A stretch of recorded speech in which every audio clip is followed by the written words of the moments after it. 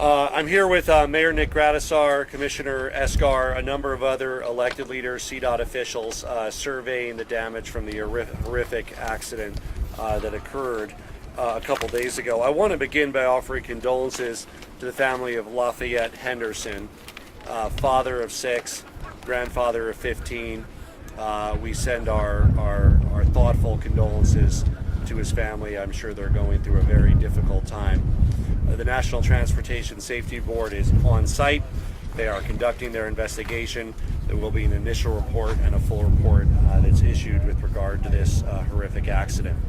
We're focused here today on the process for repairs to get Highway 25 fully open. This is one of the most important arteries, not only for commuter traffic between Pueblo and Colorado Springs, but also for interstate commerce, for trucking.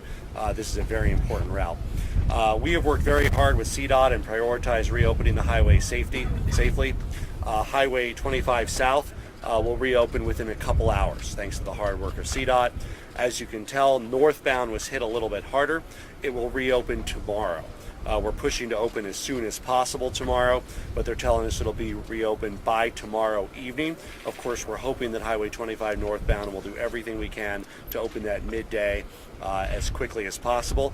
There will be reduced speeds in this corridor for some time, but not highly reduced. We're expecting speeds more like 50 miles an hour through here for a while until the work is completed.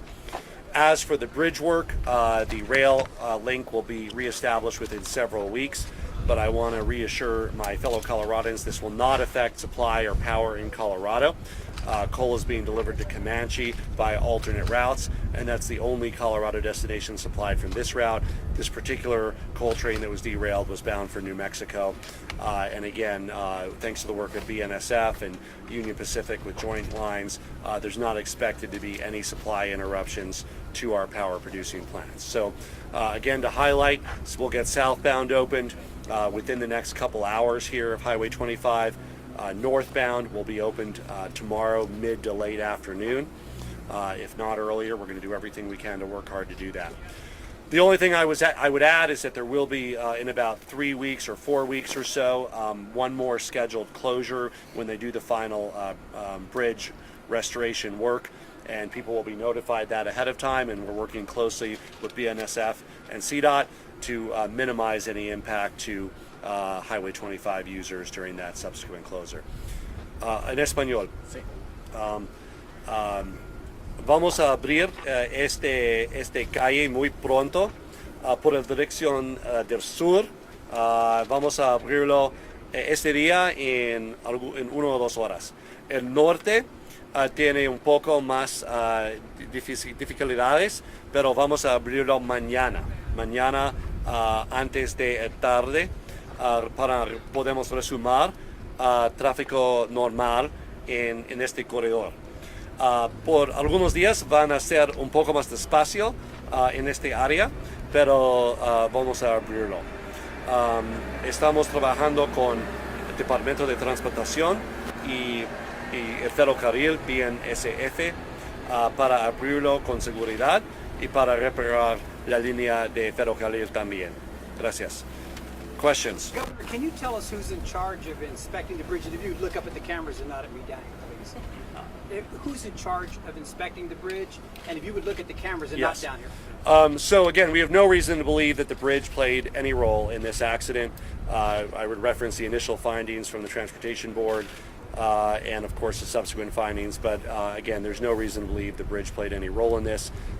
We will await additional information from the investigation about that. Governor, can you speak to the economic impact this has had, both with this rail being closed, but also I-25 main corridor being closed?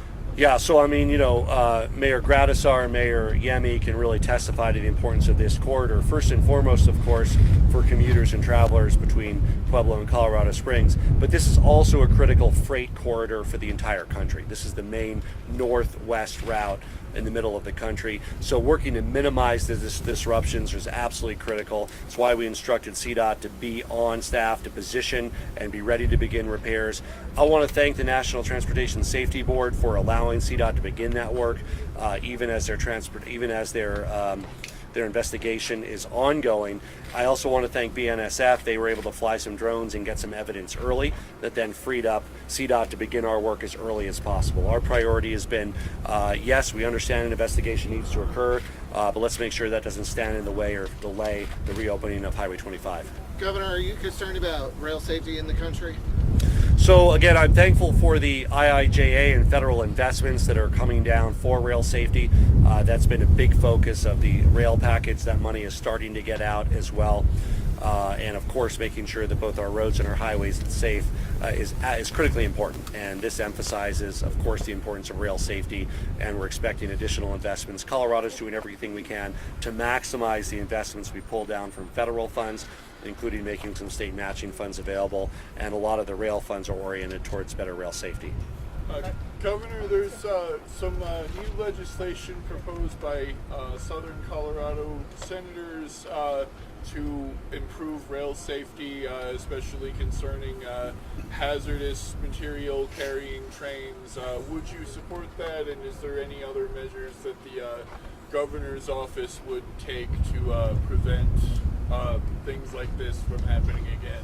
Well, we've not seen any particular piece of legislation yet, and again, I think we're always interested in leveraging our state funds to pull down the maximum amount of federal funds around rail safety.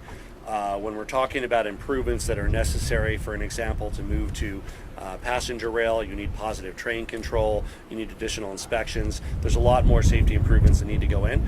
Those cost money, but we're excited that the IIJA and President Biden have delivered the opportunity for us to pull down more funds than we thought would be possible to be able to improve the safety of rail here in Colorado and beyond. Governor, who owns the bridge and who's responsible for inspecting it? What do we want to say definitively on that? Does CDOT want to address that, or does BNSF want to address that? Yes. Matt. Hi, Matt Enzio, CDOT Communications Director. Good morning. CDOT continues to look through documentation dating back to the late 50s regarding roles, responsibilities, and ownership with this bridge structure. I want to be careful not to speak on behalf of BNSF, but I believe that they will have updated comments for people as well, as we both continue to dig through our respective records. This is an old structure. There's a lot of documentation. It's been around since '58, as I understand. Are you aware if it needed any repairs at this point, or when its last inspection was? The last CDOT inspection was in 2022. However, we don't have information regarding the regular inspections and maintenance that BNSF would have performed as they would normally do by running trains over the structure. And follow up to that question, is CDOT responsible for inspecting it, or is BNSF responsible? BNSF would have primary responsibilities regarding inspection and maintenance because of the fact that they are the ones operating rail service over that line.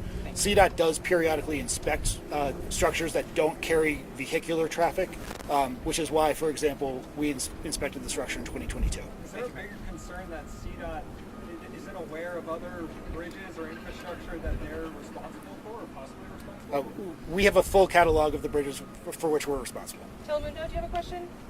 In your I want to emphasize that that there's we have no evidence that the bridge played any role in this. In fact, the initial findings are to the contrary. The BNSF is stepping up to replace the bridge. They will be moving one segment of bridge from another state to complete the connection, and that, as I said, will require additional highway closures of up to 24 hours in a few weeks, and we want to work to minimize the impact to residents during that period. One more question here. I had one more question for you. In your expertise in terms of bridge inspections, how often is a railway supposed to be inspected, and do you know that? That's a question for BNSF. Okay. Do we know the last time BNSF inspected this track? That's another question for you. Is there no one that can speak on that? Any other questions for the governor? Governor, or can you speak CDOT? on the infrastructure bill from Biden and how that plays a Yeah. role in preventing So the biggest part of the rail funds in the bipartisan infrastructure bill are safety related. Many of them require state matches, and those are just starting to get out. As those get out, and Colorado is working hard with Senator Henriksen, who's here, with Senator Exum, who's here, many others, to make sure that we maximize what we're able to pull down for Colorado for rail improvements. Rail safety improvements also focused on being able to do more commuter traffic and commuter passenger traffic in a safe way. Do you know how much money you're getting or matching with? So Colorado has several pots of money that we've identified to help pull down that match. We feel that there are hundreds of millions of dollars that will likely come to Colorado over the next decade under the Bipartisan Infrastructure Act, specifically for rail, as long as we align our priorities correctly and do everything we can to pull down that money. In terms of the urgency of addressing rail infrastructure and improving that, obviously this incident was horrific, but it could have been worse had it been carrying more hazardous materials. Could you talk about the urgency of addressing rail infrastructure in terms of this incident and how... Yeah, I think this really just emphasizes how important rail infrastructure is for our country. We always see, and it's sometimes more visible, the trucker traffic on Highway 25, but when you think about who delivers coal to Comanche, to New Mexico, moving critical freight across our country, rail is in many ways the transportation backbone of this country and is incredibly important. So that's why I really applaud President Biden, the Bipartisan Infrastructure Act, for doubling down on making sure that we have this backbone in place to move goods and products across the country for the next century. And then do you have anything to say to the motorists who are in traffic on the road, just kind of a hang in there, while, I know that CDOT is working day in and day out to clear this up. Yeah, well, again, we are going to have Southbound open within just a couple hours here. It'll be open by this evening. Northbound will be open tomorrow. We have aligned the entire state response, and I want to thank Mayor Gradisar and others to really make sure that we minimize disruption to motorists and get this open as quickly as possible. I've talked to Secretary Buttigieg twice. He has also advocated with the National Transportation Safety Board. I want to thank them, National Transportation Safety Board, for allowing us to do these repairs, as long as we are letting them do the investigation alongside it. Our nightmare scenario would be that they came here and said, we're freezing the scene until we're done looking at it for a week and you can't do a thing. Thankfully, that wasn't their attitude. They partnered with us. They're doing the investigation, we're doing the work. They're going to be here for a while till they wrap up, but it hasn't stood in the way of us doing the work we need to get the highway open. A follow-up question for Matt, please. Matt, can you just tell us, when you guys inspect bridges, can you just kind of give us an explanation of how you inspect and what you inspect on bridges and railways? There's an entire process. I'm happy to take it off the side. I don't know that our engineers could perhaps join with that. They can do a more detailed process on bridge inspection if you like. Is there anyone with BNSF that could speak? I think we're done with the governors. All set. You're welcome to address your questions to them. We're the state here and local officials, but I want to thank all of you for being out here. Again, I would just say BNSF has been a very good partner in this. They've taken responsibility. They're going to be repairing the rail line. We have not had any issues with BNSF, and I want to also thank the National Transportation Safety Board for allowing us to get the highway open while they were doing their investigation work. So from our perspective, again, this is a terrible tragedy. But I want to thank our partners, both the railroad and the federal government, for working with us to minimize the disruption to Colorado motorists, to interstate commerce, and to work to return this Highway 25 to be open as quickly as possible. Governor, follow up to that. Did you say BNSF is paying for the repairs of the bridge and what happened here? Is that what you just said? Matt, I think what did we say on that?